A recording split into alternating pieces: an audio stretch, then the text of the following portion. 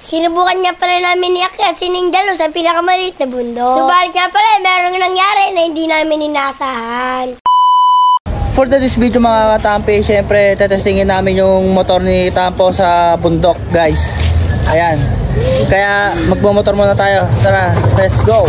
Dito nga pala, sinakay na namin si Ninjalo kay Ready. Hinayos ko nga pala ang apakan nito para kumasya. Buti naman ay nagkasya. Pupunta sana kami sa gasolinahan kaso medyo malayo nga pala yun. Kaya naman dito na lang kami sa mga bote-bote. Bali nga pala, 1 litro ang gas dito. Kaya naman naisipan na lang namin na ilagay na lang ito sa lalagyanan ng gas ni Ninjalo. Dito na rin pala kami magsusukat. Panigurado nga pala ay meron dito ang matitira. Gagawin nga pala dito rin papatampi, titimplahan na. Habang kami nga pala dito ay sobrang excited na. Dahil nga pala, ilang araw na rin kami hindi nakakapagmotor. Siya nga pala, hindi nga pala kami nagmamotor sa subdivision. Dahil nga pala, medyo masyadong maingay. Dito nga pala, ilalagay na natin kay Ninjalo. Bali nga pala, ako na maglalagay nito. Para nga pala, sa ganoon ay meron akong matutunan. Buti na lamang, pinahiram nga pala kami ng isa pala ako na rin na nagsali nito. Grabe mga kadun David, natapon nga pala kaunti sa aking kamay at sobrang lamig na nga pala. Yung natira nga pala, ay itinago na namin. Mga katampi, nabiyahe na kami. Pupunta na kami sa bundok at malapit na nga pala gumabi.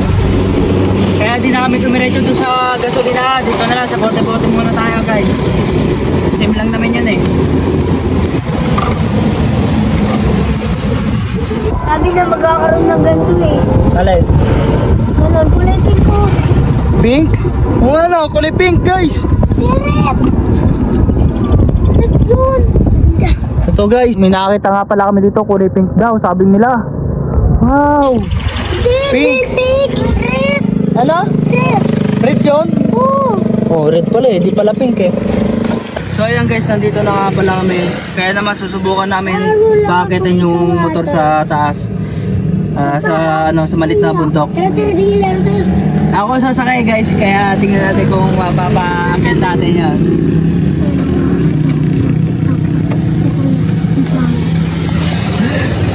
Dito nga pala, binabahan ni Papa Tampi si Ninjalo. Grabe mga kadun David, sobrang excited na nga pala kami ni Tampo. Mga kadun David, maakyat kaya ito, kaya naman panoorin nyo. Si Ninjalo guys. Sino mo naman susubok? Sino mo naman susubok guys? Si Tampo, si Don David o si Tampi. Ay, shoutout nga pala doon. Yan. So ayan guys, simulan na natin. Ako muna. Testingin natin guys.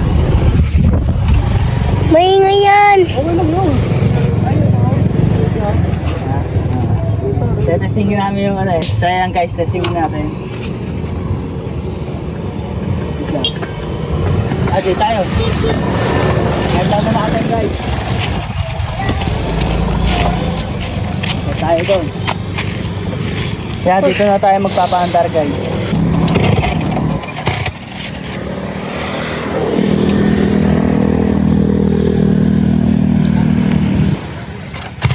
Dito nga pala, sobrang lungkot ni Papa Tampi. Kaya naman, dinala na ni Papa Tampi sa taas. Pero nga pala, hindi pa rin siya nasuko. Ay. Nilagyan nyo kasi ng langis eh.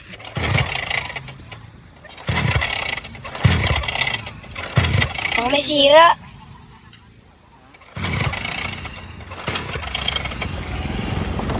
Tama ba? Ayun na may mga nail cutter. Pera.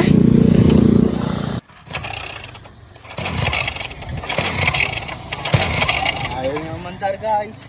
Kaya naman, naisipan niya na lang na magpadusdos. Dito nga pala, dinala ni Papa Tampi sa taas para doon magsimula. Kung nasa taas na pala siya, ay ako nasa baba. Bibidyoan ko nga pala si Papa Tampi para makita nyo. Grabe, asaya naman talaga ni Papa Tampi. Kita-kita nga pala sa pagmumukha ni Papa Tampi na para siyang bata. Nung nakita ko nga pala ito, ay naingkit ako. Tampi, ako naman magpapadusdos.